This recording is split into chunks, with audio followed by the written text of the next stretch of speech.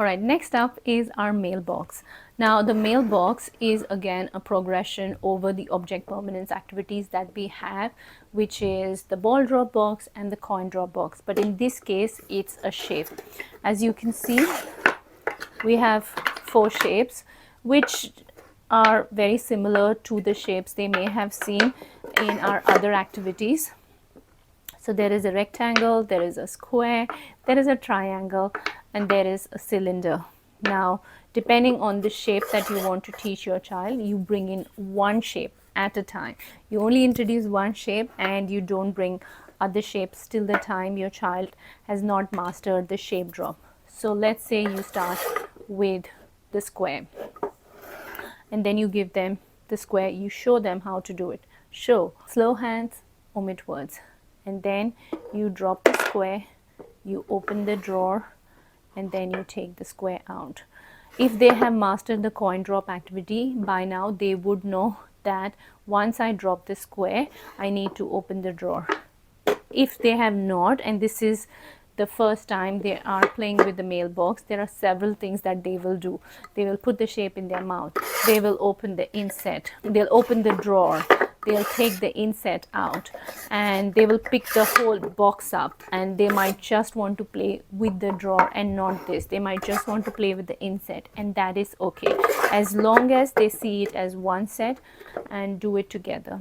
Once they have played with this toy and have mastered one shape drop is when you introduce other shapes. Again, single shapes, which is your rectangle, your triangle, and your cylinder. And once they have mastered these single shapes, should you bring in the double shapes. This is where it gets increasingly challenging, wherein they have to figure out where to drop the shape. Cylinder has to go in the cylinder's inset and the cube has to go in the cube's inset. And that's how you progress with insets, which is from single to double, and then 3 shapes, and then 4 shapes. Now this is the last challenging part, and it could take probably a week, maybe longer, for your child to master this. But once they have mastered it is when you can give them all the 4 shapes together for them to figure out, now where does the rectangle go, where does the cylinder go, where does the cube go, and where does the triangle go, and so on.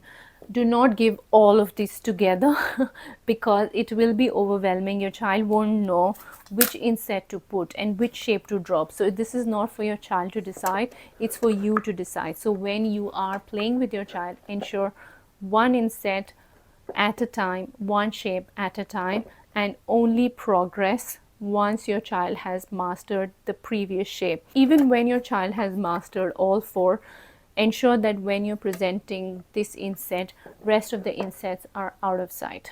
And after a point of time, when you think your child has mastered or might have gotten bored, you can do this blindfolded.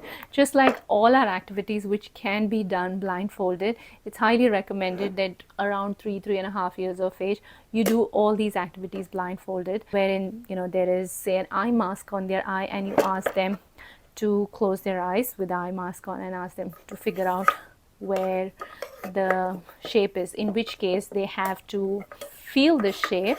That's a square, that's a circle, that looks like a triangle. I have a triangle in my hand and now I have dropped the triangle, and that is an aha moment.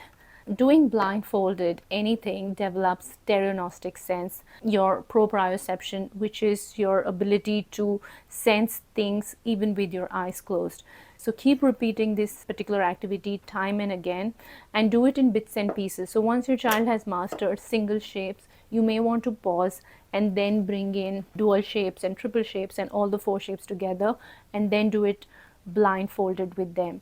And I can assure you, children love to do blindfolded activities, but it may take some time because it could scare someone with their eyes closed, that what's happening is, am I being left alone? So whenever you're doing blindfolded activities, assure them that you are with them and you're going to do it with them together. In fact, when you're doing anything blindfolded, it's a good thing to do it yourself. That might be a good time, because around 3 years of time, activities may need to be shown first before letting the child have a go. So when you're doing blindfolded activities with your child, you may want to do it first and ask the child, then do it for themselves. Happy learning.